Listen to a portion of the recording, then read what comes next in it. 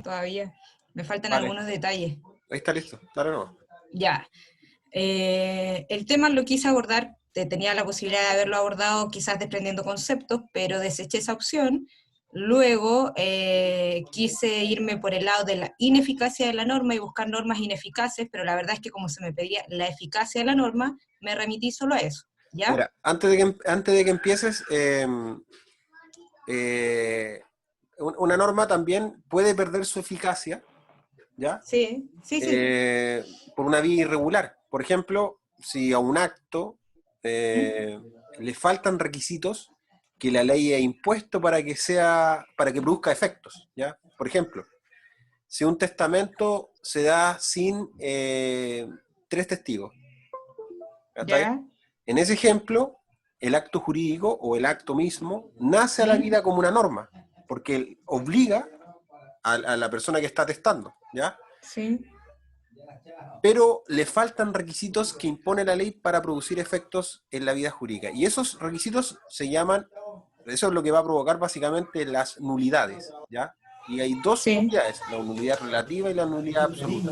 Entonces, no sé si tú lo pusiste acá, yo creo que no te lo van a pedir. No, no, porque se Claro, me acotó un poco más el campo. claro, pero por eso, para que tú lo tengas en mente, o sea, Ya. la mente es, las normas pierden su eficacia al no ser aplicadas, ¿no es cierto?, regularmente por los Sí. sujetos, perdón, por los órganos jurisdiccionales, y tampoco porque son obedecidas básicamente por los sujetos imperados. Es lo mismo como tú estás diciendo ahí, ¿ya? Ya, entonces acá Esas son vamos a ver como la vía regular. esas son las vías regulares, claro, ¿ya? Sí, Pero ya. también podemos tener una vía que, si bien es cierto, ocurre, ¿no? Por ¿Mm? ejemplo, que una norma puede aplicarse, pero yo estoy hablando simplemente acá de la autonomía de la voluntad. Recuerda que cuando hablamos de la aplicación de los órganos jurisdiccionales, cuando una norma efectivamente nace a la vida jurídica, pero por los órganos de producción normativa eh, regulares, por ejemplo, el proceso formativo de la ley, ¿no? Sí. Básicamente cualquier norma que sea ley o supralegal o constitucional, ¿ya? Pero ¿qué pasa con las normas que si bien es cierto, no tienen la categoría de ley, pero las partes, por suscribirlas ellas mismas, le ¿Mm? dan categoría de ley?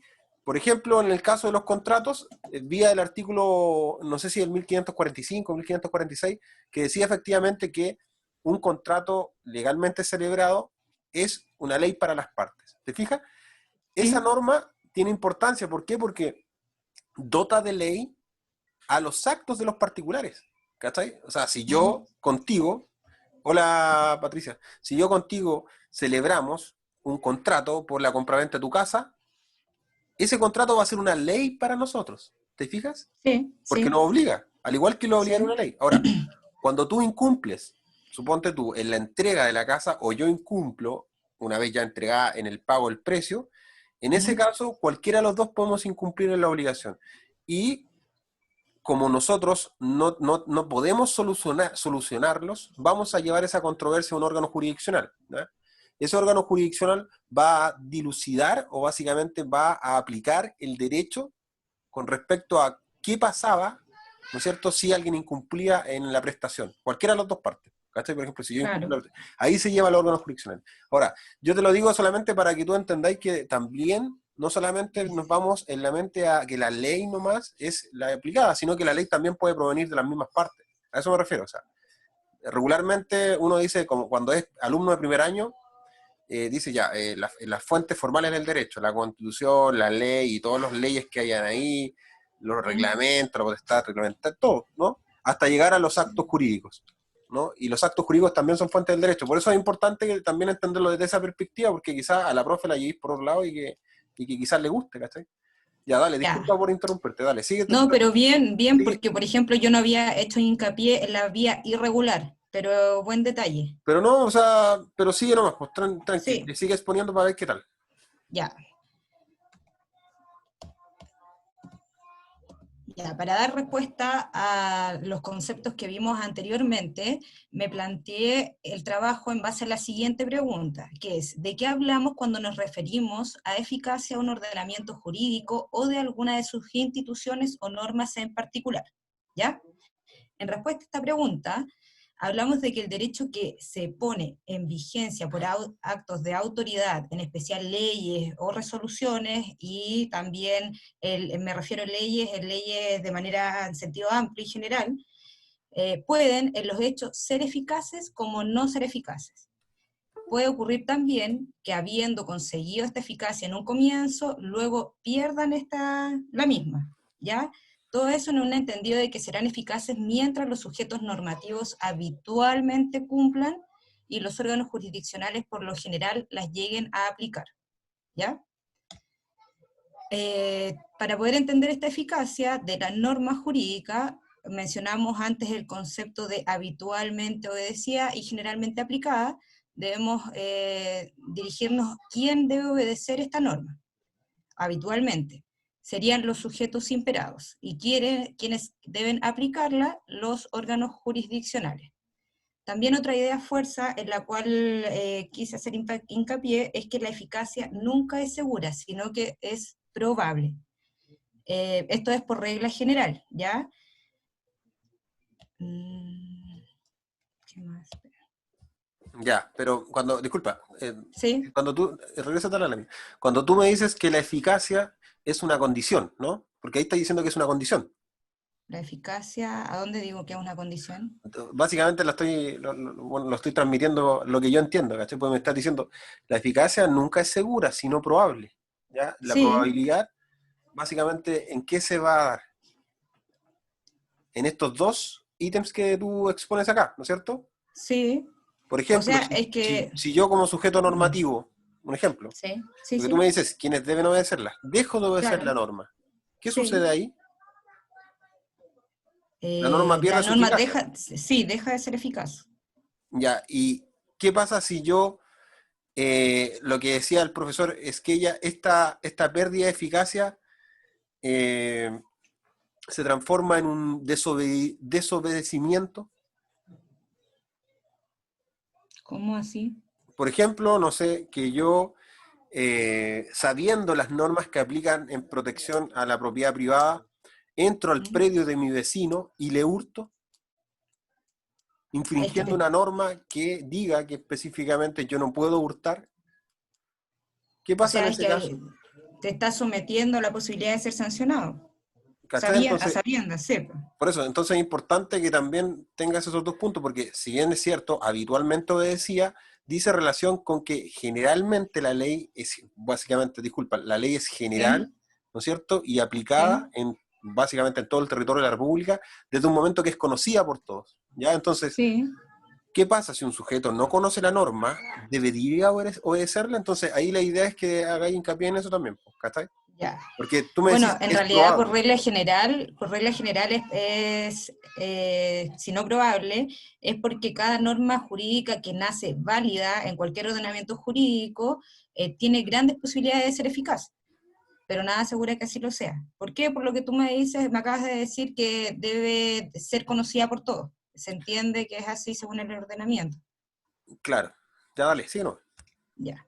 Luego, también quiero evidenciar las motivaciones que tiene que tiene en este caso, por ejemplo, los sujetos imperados para obedecer la norma y el órgano jurisdiccional. Acá son ambos que también se habla después, más adelante voy a hablar de la doble, perdón, espera, me voy a irme para allá. Habla de una doble relación de eficacia, habla Jorge Milles, ¿ya? Entonces acá las motivaciones, la eficacia de la norma respecto de los sujetos imperados, por ejemplo, para ellos es la probable adhesión a la norma, pero además está el temor de verse expuesto a la sanción de esta misma, ¿ya? Y para los órganos jurisdiccionales habla desde la aprobación que el juez merece la norma hasta el deber de fallar conforme a ella. O además, el hecho de quedar expuesto a que lo que se falla en el tribunal sea revocado por uno de mayor jerarquía, por un tribunal de mayor jerarquía. O sea, esas motivaciones también están presentes al momento de aplicar la ley por parte de los órganos jurisdiccionales. Independiente, cualquiera sea el motivo, basta con que el hecho de la norma, con que en el hecho la norma se obedezca y aplique. Luego de eso, también encontré importante distinguir entre eficacia y efectividad. Ya acá yo voy a contar un poco del ejemplo que aparece en el libro de Esquella, donde habla de la resolución cesariana que se dio en el 46 a.C., donde se le concede la ciudadanía romana a los médicos y maestros de las artes liberales. Acá se buscaba un efecto en específico, un fin determinado, ¿cuál? Atraer y promover el establecimiento de este tipo de personas en Roma. ¿Dónde evidenciamos la eficacia en esta resolución? En la real consideración de que estas personas, en considerar a estas personas como ciudadanos romanos por parte de los magistrados y de las autoridades. Y la efectividad de esta norma en esa oportunidad debió medirse por el número efectivo de esas personas que se asentaron realmente en Roma y que dieron lugar al clima intelectual que el gobernante buscaba en realidad. O sea, que quería conseguir al atraerlos a la ciudad.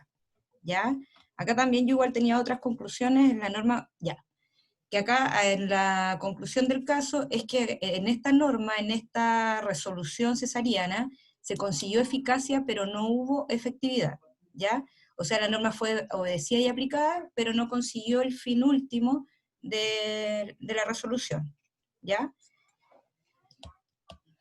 Como derecho. Ya. Luego tengo los componentes de la eficacia desde el punto de vista de la conducta, o sea, la observancia de la norma por los sujetos imperados y el comportamiento que frente a la norma muestran los órganos jurisdiccionales.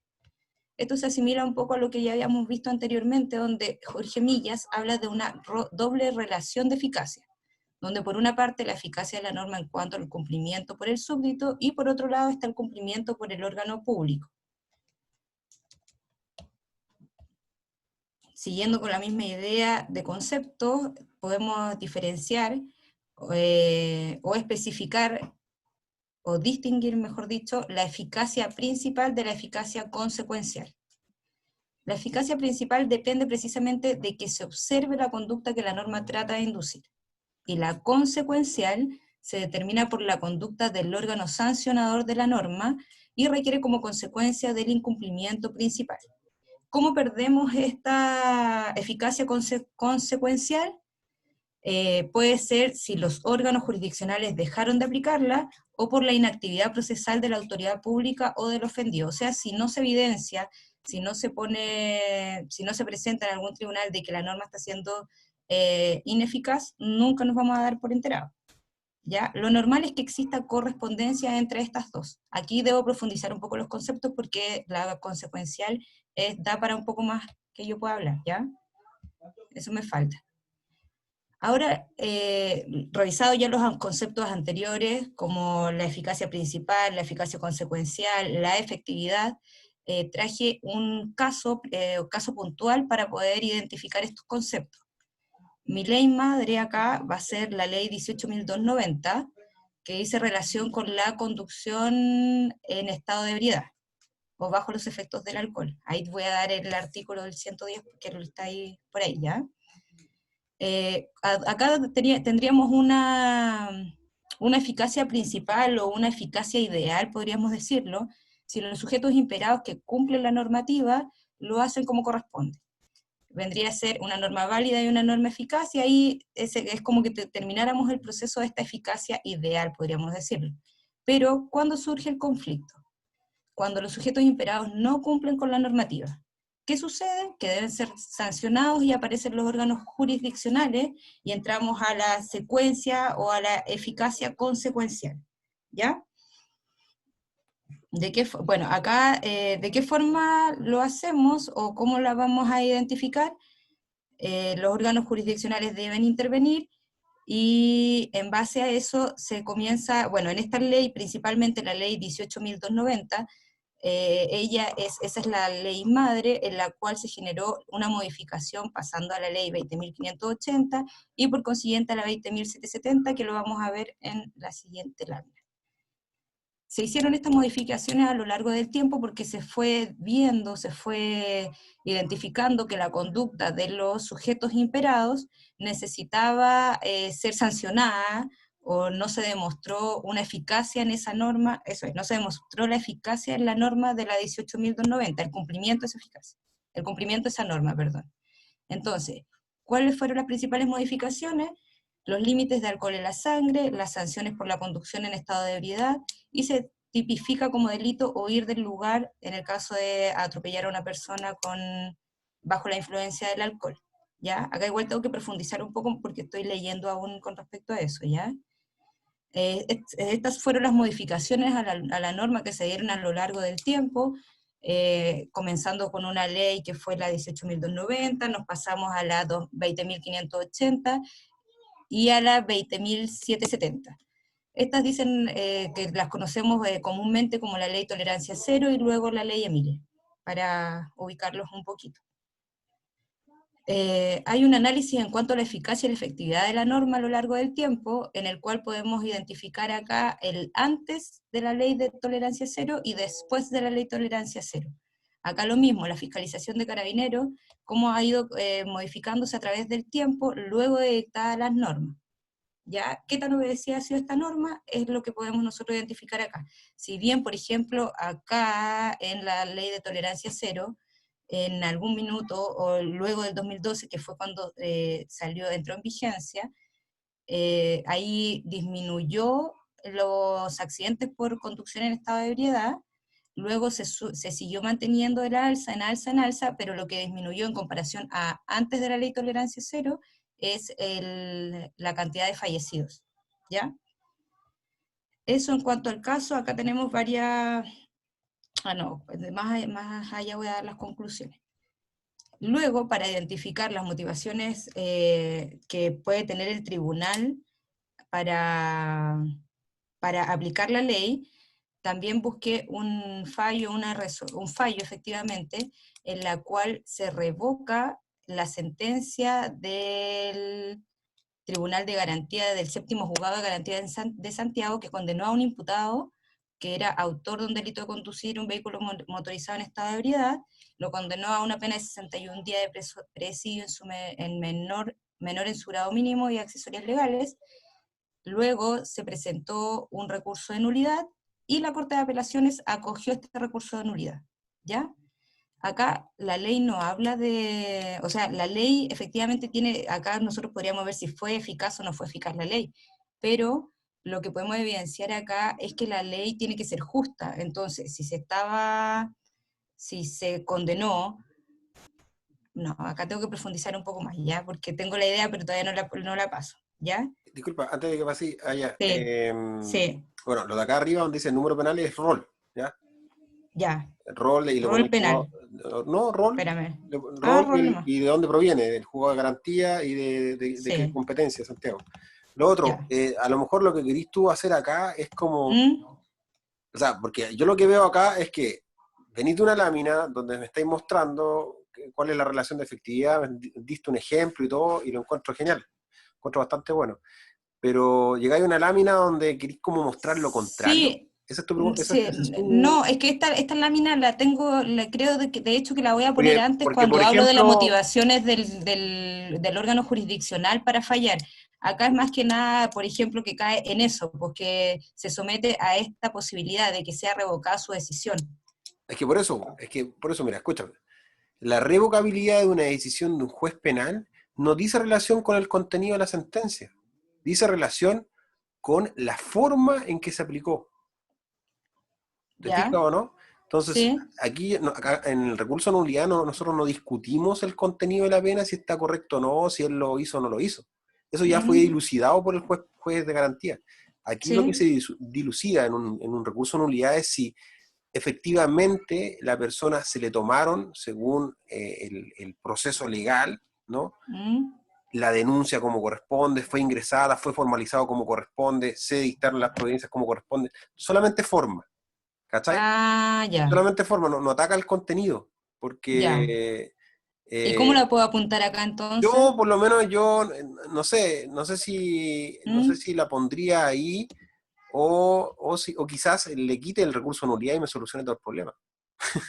Y ponga como Ya. en apoyo a la siguiente lámina, ¿cachai? O sea, básicamente aquí me estoy demostrando que cómo se aplica una norma básicamente prohibitiva, ¿no? ¿Mm? cuando el sujeto, no sé, normativo infringe aquella norma, ¿no? Y está Sí, demostrando que hay una sanción a través de ello, ¿no? Y exacto. que la aplicación va a ser a través de quien tenga la facultad para dictar aquellas providencias, que sería un órgano jurisdiccional. Con eso me quedo listo. El tema de nulidad y todo eso, ya ahí te metí a terreno un poco adelantada, no sé, adelantando yo creo, y Mm. yo por lo menos no me arriesgaría, ¿cachai? Porque me arriesgo a que la profe me pregunte recurso de nulidad, qué significa, qué atentaba, etc. ¿Cachai? Ahora, Ya, esta la voy a reformular en si realidad. tú te la querís jugar, juégatela, yo no tengo problema, pero como te digo, averigua bien en qué se funda aquel recurso de nulidad y que en materia No, sí, civil, leí la sentencia, mira, me aparece que fue modificada, espérame. bueno, pero para que no nos quedemos pegados, Mm. para que todos los Sí, compañeros sí, sigan, sí, la ya, idea de la ya, pero observación para mí es, si vaya a poner recurso de nulidad, ya, fundamentalo bien, ¿ya? Esa es la ya, idea, ¿ya? Y si en su defecto, o apoyéis la otra lámina, y por eso. ya, ya. Sí, no, para Ya, que sí, queda poquito. Mira, de ahí en realidad es que eso, ahí tengo la duda todavía porque necesitaba organizar bien las diapositivas porque acá ya tengo las conclusiones del caso anterior que viene a ser la conducción en estado de ebriedad, que por ejemplo la ley de tolerancia cero logró bajar el 22. Acá es donde vemos nosotros la efectividad de la norma en base a sus modificaciones, ¿ya? Logró bajar un 22 a un 5% la cantidad de conductores que manejan con alcohol, y la ley Emilia bajó entre un 5 y un 2% según los datos de la CONACET y Carabineros, ¿ya? Los sujetos imperados, ¿qué sucedió luego de estas modificaciones? Modificaron el comportamiento y los hábitos de los conductores, y si hoy alguien va a manejar, lo piensa dos veces antes de tomar alcohol, ¿ya? Y en cuanto a los órganos jurisdiccionales, hay una fiscalización por parte de Carabineros que ha tenido un efecto positivo en la seguridad vial, pero no ha sido suficiente. O sea, según lo que dice Luis Rizzi, un experto en seguridad vial, que no basta con correr el límite de alcohol, como fue una de las modificaciones, sino que hay que incrementar los controles y en función al cumplimiento de y en función al incumplimiento los tribunales puedan aplicar la ley. ¿Ya? Esas son como más o menos las conclusiones del caso en base a las modificaciones que se dieron dentro, tomando estas tres leyes. Y dentro de las conclusiones finales, principalmente, por ejemplo, la eficacia finalmente es un componente teórico, pero también tiene una incidencia práctica. Es una norma que puede llegar a tener eficacia jurídica, pero eso no quiere decir que será socialmente efectiva, que es lo que vimos en la presentación, la mayoría de la presentación, ¿ya? La eficacia de las normas eso es lo que yo pude investigar, según lo que yo investigué en cuanto a la eficacia, la verdad es que es objeto de muchas investigaciones, ya sea sociológicos, incluso la filosofía del derecho estudia mucho la eficacia de las normas jurídicas. Hay un continuo estudio, una elaboración, análisis e interpretación debido a la multiplicidad de las situaciones y casos. Las preguntas que dejo y que todavía estoy resolviendo porque necesito resolverlas para después explicarlas, es en qué medida son obedecidas por los sujetos y aplicadas por los órganos jurisdiccionales de estas normas jurídicas, ¿ya? Cómo impacta la ineficacia del derecho en la validez u obligatoriedad de este, y si sigue existiendo obligando una norma jurídica que sea por largo tiempo ineficaz o a raíz de este hecho, ella pierde su validez. Yo no hablé mucho de la validez, entonces por eso estoy en duda todavía si, de hecho no hablé nada de la validez. Entonces, esta la estoy dudando si las voy a poner o no, pero las tengo ahí, ya. ¿ya? Ya, mi opinión del caso es que partiste bien, pero al final se termina un poco enredando, ¿ya? ¿Por qué? Sí.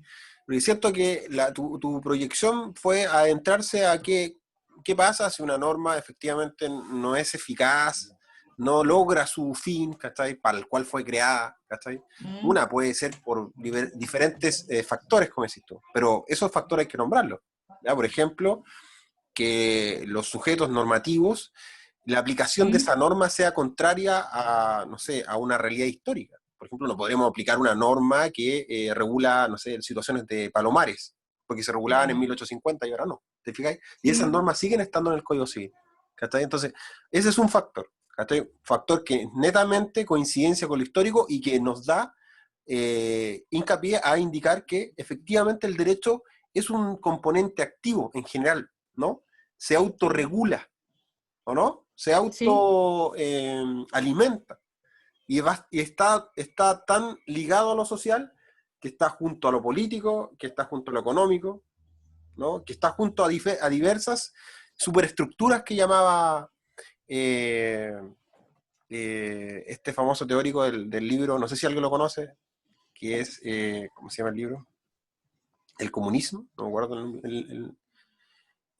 Karl Marx. Él decía que existen estructuras que rodean una gran superestructura, ¿cachai? O sea, finalmente nosotros somos seres sociales y vivimos en un mundo rodeado de estructuras que tienen la finalidad de mantener una coalición dominante sobre otras para ese único fin. Entonces, el derecho, aquí para alguien tiene el derecho, la idea es que lo apuntes a que si una norma, ¿no es cierto? Una primera motivación sería porque no se adecua a la realidad, ¿ya? Porque sería ineficaz, ¿no? También es poco eficaz una norma en aquellos casos que no logre el real contenido. O sea, por ejemplo, lo que tú estás exponiendo acá. ¿Cuál es el real contenido de esa norma? ¿Proteger la vida? ¿Cachai? ¿O realmente el contenido de esa norma es regular una situación, no sé, trivial que ocurre en un vehículo motorizado? ¿Qué quiso el legislador con esa norma? ¿Cachai? Entonces, esa es la segunda. ¿Cachai? Y la tercera puede verse también a factores de desobediencia civil, que es efectivamente cuando la norma es completamente ajena al sujeto imperado porque cuesta adecuarla. ¿Cachai? O sea, por eso el proceso normativo tiende a tener una norma y un reglamento, porque finalmente la ley es demasiado general y en la aplicación concreta va a tener que aplicarse un reglamento de ejecución y que efectivamente nos va a dar en qué casos, ¿no? Va a adecuarla más aún a la realidad. Entonces, a las finales, trata de buscar esos conceptos que son importantes, que la profesora que quizás te los pida, y como efecto final, concluyendo, yo concluiría netamente que lo que dice efectivamente Kelsen en cuanto a que esta eficacia lograría que en un sistema jurídico mantenga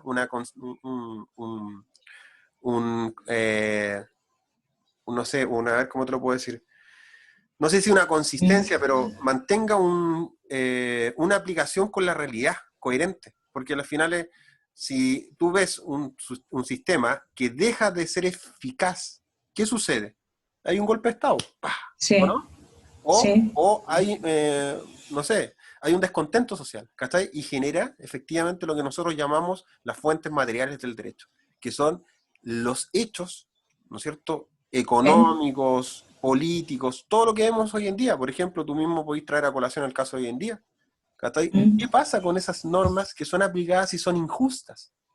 ¿Te fijas? Entonces, la injusticia también trae aparejado a que cada norma lleva dotado un mensaje político, un mensaje económico, y que esa dotación también va a costar en perjuicio de otro sector, ¿cachai? Y de otras clases sociales que van a sufrir aquella consecuencia, ¿cachai? Entonces, quizás sea interesante abordar esas perspectivas sociales, porque efectivamente la eficacia dice relación con eso.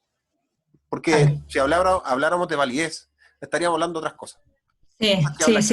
¿Cachai? Cosas que habla Kelsen, porque Kelsen basa su principal contenido en quitar el factor social al derecho, que es como parte en todos sus libros. En la teoría pura del derecho, él habla de eso. Entonces, la idea es el derecho concebirlo sin ningún factor. Aíslo todo, saco el derecho y el derecho lo dejo simplemente como un orden concadenado de normas que se basan en otras y listo. Y podría ser aplicable el sistema, ¿no?, normativo que tenía Alemania nazi y totalmente válido. ¿Qué es lo que decía Kelsen? De hecho, a Kelsen, cuando se exilia de Alemania, va a Estados Unidos y le preguntan, ¿tú validarías un sistema de este tipo? Y uno dice que sí, ¿cachai? Porque finalmente es un sistema que está concentrado en la eficacia y la validez. Por eso dice que son condiciones, ¿cachai? Entonces, esa es la idea. Bacán tu trabajo. Sí, no, si me falta concluirlo, si la verdad es que todavía está ahí el 80%, pero me falta llegar a esas conclusiones que tú me acabas de dar, Luces, pues entonces por eso igual quería ya, pues, comunicarme. Así entonces quedamos en eso, pues si quiere la siguiente persona que pase y también exponga su trabajo para ver qué tal, qué observaciones podemos darle o qué tal está. Dale. Gracias, Vanessa, por tu trabajo. A ti.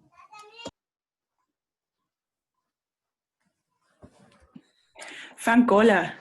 Dale, ¿tú vas a exponer algo o consultas nomás? No, o sea, mira, en realidad es que como tuve la opción y la profe pidió respuesta la semana pasada, le dije que no, así que eso. Pero ya ayer me Ah, motivé y empecé a hacerlo, ¿cachai? Pero tengo 2 diapositivas.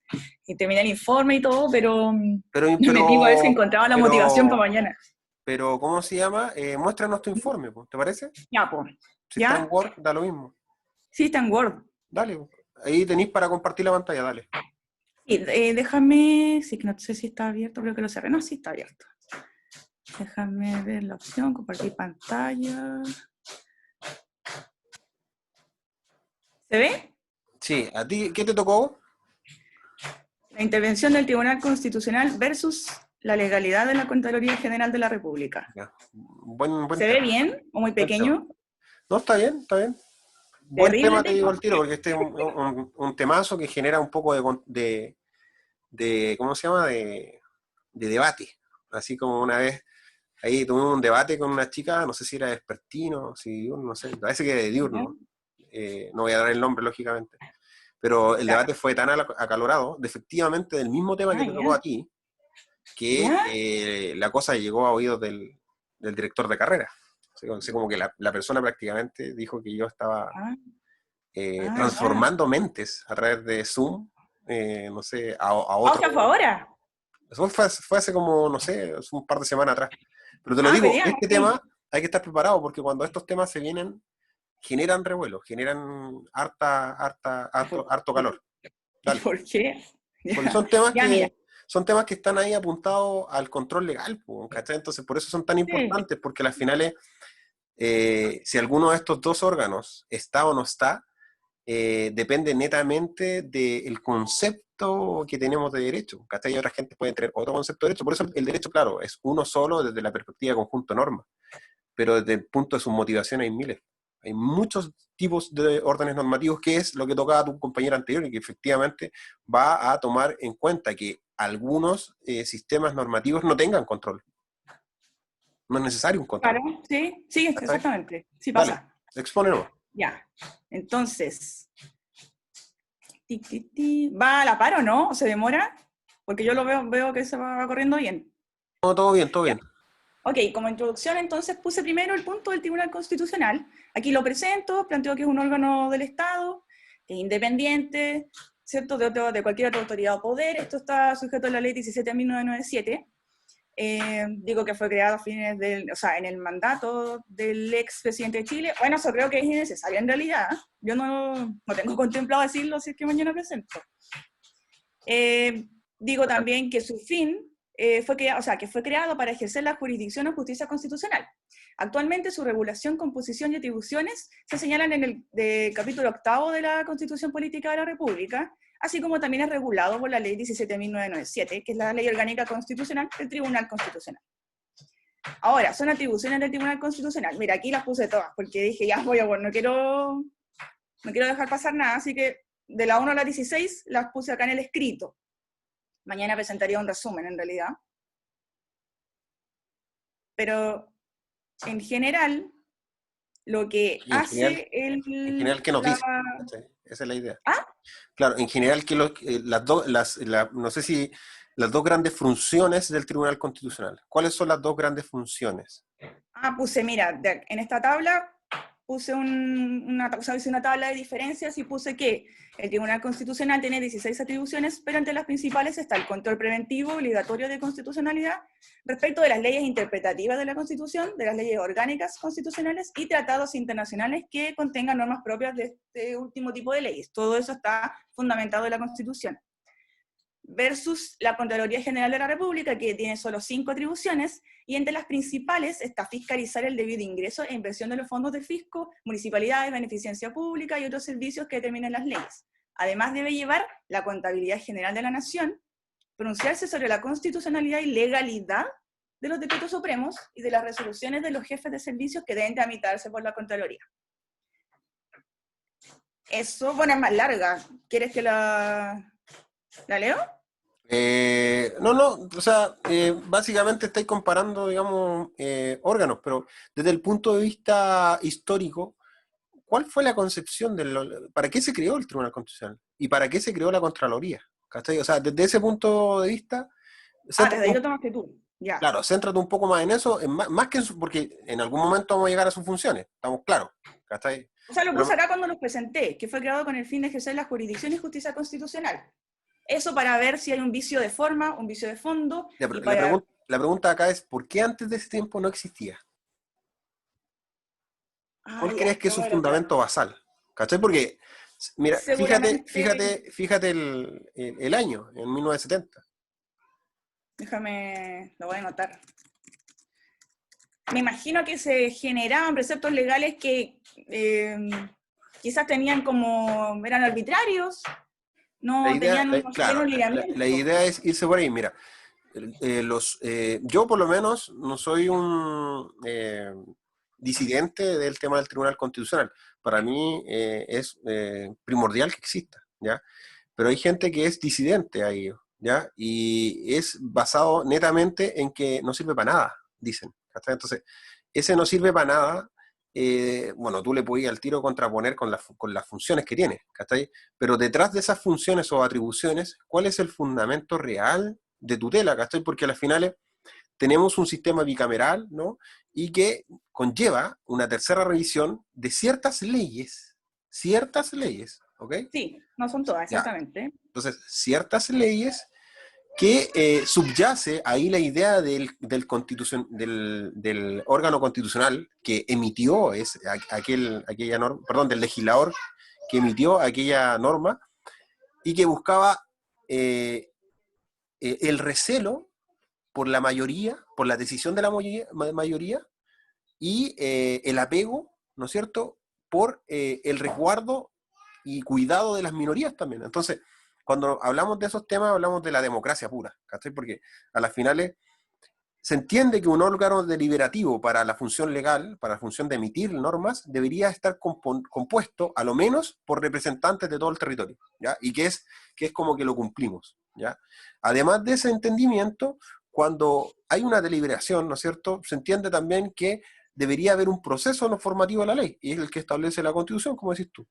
Y a raíz de eso mismo, en caso de controversias, existen ciertos pasos que nos llevan hacia otros lugares, ¿no es cierto? El decreto de insistencia, quizás el veto del presidente, ¿no? Etcétera. Hay diferentes atribuciones que van a tener, digamos, el órgano legislativo.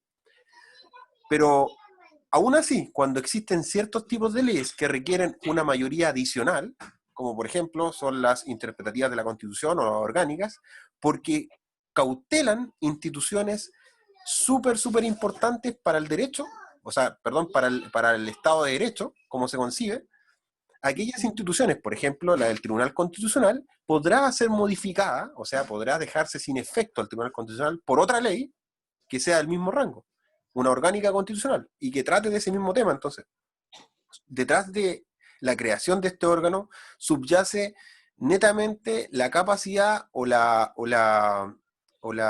el cuidar, ¿no es cierto?, que gobiernos demagogos y también gobiernos autoritarios sometan su accionar. O sea, cuida ambos puntos, ¿te fijas? Por eso es interesante, porque cuida, por un lado, que la masificación de una idea, ¿no es cierto?, a través de personas que son demagogos, que utilizan la democracia a favor de ellos, que no es la real finalidad de la democracia, podríamos decirse que es lo que se llama hoy en día ser como una persona, no sé, que da favor, los políticos, la figura del político hoy en día, ¿no? Y por el contrario, la figura que está aunada a un pensamiento minoritario, ¿no? Y que tiende a ser mayoritario y que alguna vez pasa, ¡pah!, quiebran o sea, le quitan el poder a la mayoría que tiene. Ese proceso se llama cooptación, ¿ya? Y genera